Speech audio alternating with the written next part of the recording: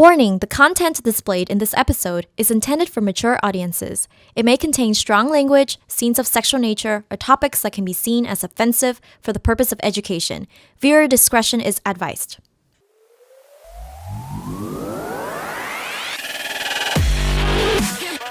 order to experience sexual pleasure, you have to give yourself permission.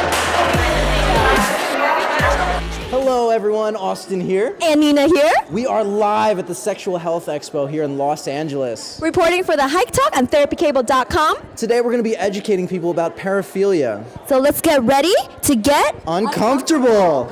So off the bat, are you familiar with paraphilia?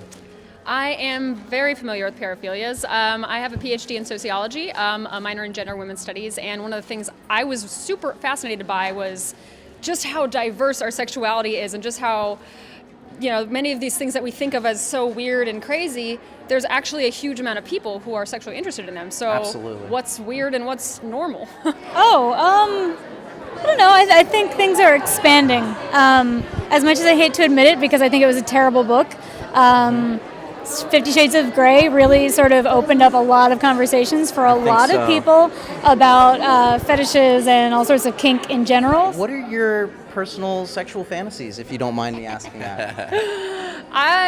Most of the things that I like are totally wrong and should never Hey, happen. what is wrong, right? What is normal? Like, I don't have a brother in real life, but I have lots of fantasies about my imaginary brother, sneaking into my room, and I like sneaking around, that's like a thing.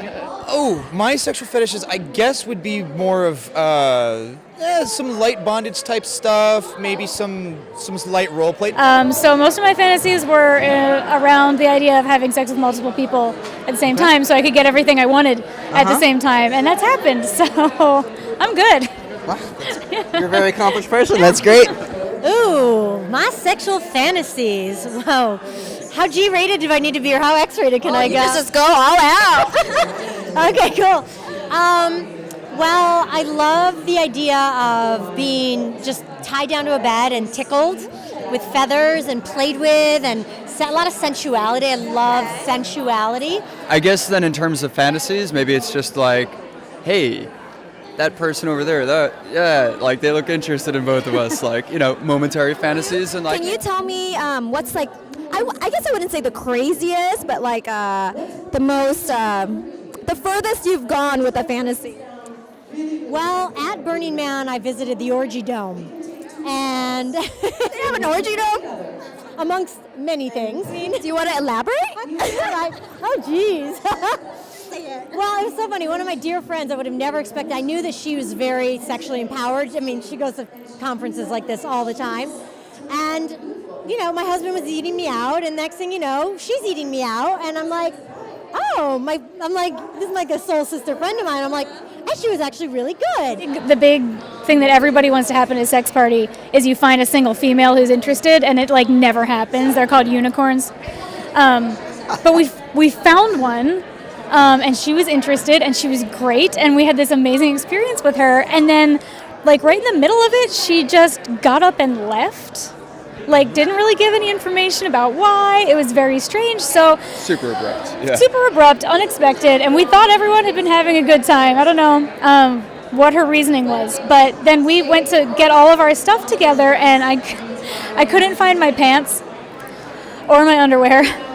She had apparently absconded with both of them, so we had to make our way home at 3 a.m. I wonder if that was her sexual fantasy. Trophy hunting. It happens. Maybe she has a whole wall full of people's panties or something at her house. I don't know. Interesting. I don't know. Final thoughts you'd like to leave us? What you can tell people that are a little closed-minded? Yeah, well, the thing is, I would look at what it is that you're comparing yourself to and what it is you're comparing other people to. I mean, most of us have this idea of what is normal, and we put a lot of value to that. Normal is good, normal is safe, normal is healthy. But when we kind of start pulling that apart, we find that most of us aren't actually very normal in at least some way, shape, or form. Any other thoughts that you want to tell us?